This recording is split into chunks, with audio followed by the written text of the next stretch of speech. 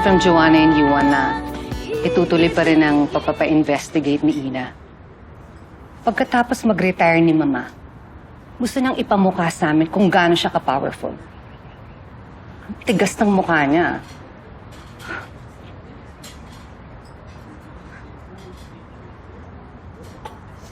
Don't stress yourself too much, Mare.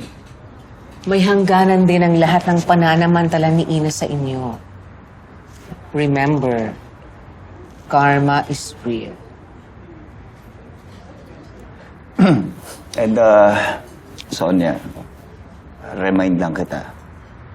Itong pinag-uusapan nating taong to, parang, para sa akin, hindi to nagmamatter. Dapat hindi to topic di ba?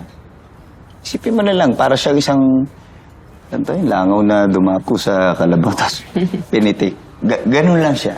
Okay? Wala siyang kwenta. Excuse me, Titas, Dad. Sorry, but I assume si Ina po ba yung pinag-uusapan natin? Why? Sorry, Dad, don't get me wrong, but opinion ko lang. I think Ina deserves kung ano man yung posisyon na binigay sa kanya ngayon, yung pagiging CEO. She values it, Dad. Nakikita ko kung gaano siya ka-concern sa company. Yun lang naman. Halika. Excuse me. Francis, come here. May tatanong na ako sa'yo. Anak, what's wrong with you? Ha? Hindi, tatanong lang kita.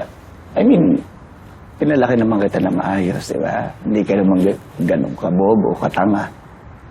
Bakit hanggang ngayon nagpapaniwala ka doon sa taong yun? Hindi, patapusin mo muna ako. Ba't hanggang ngayon nagpapaniwala ka doon sa taong yun? Ha? Tuso naman yun, alam naman natin. Naman. Nag-concern lang ako. I'm just being concerned. Yeah, Dad. And you know how much I care about you naman. Ang sa akin lang, opinion ko lang naman, Dad. I think magiging one-sided tayo dito eh. Isipin din natin si Ina. She's my friend. And sa tuwing nakakasama ko siya, Dad, I can see sincerity, I can see dedication, and how much she cares for Lola. Francis. Concerned lang naman ako sa'yo, kaya gusto kitang i-warn. Kailan mo lang nakilala si Ina. Pero ako, nakasama ko siya ng maraming taon. Kaya I know how her mind works. And if you know what's good for you, Excuse me lang po. Enjoy niyo po yung cakes niyo. Dad, excuse me. Alright.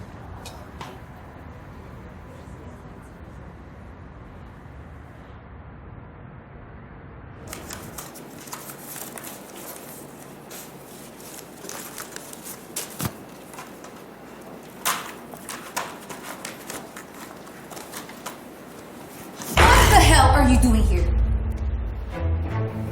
Bakit mo pinapakailaman yung things dito, Charlie, ha? May hinahanap lang akong importanteng document. Then why do you need to sneak into his office? Kasi wala siya eh. May hinahanap nga ako. Kailangan ko yung document na yun. Oh my gosh, Ina! Is this a part of your investigation? Pati ba naman si Tito Charlie, pinabibintangan mo? You are so shameless! You can't do this! Baka naman gusto mong basagin ko yung pagmumukha mo na sobrang kapal at sobrang tigas!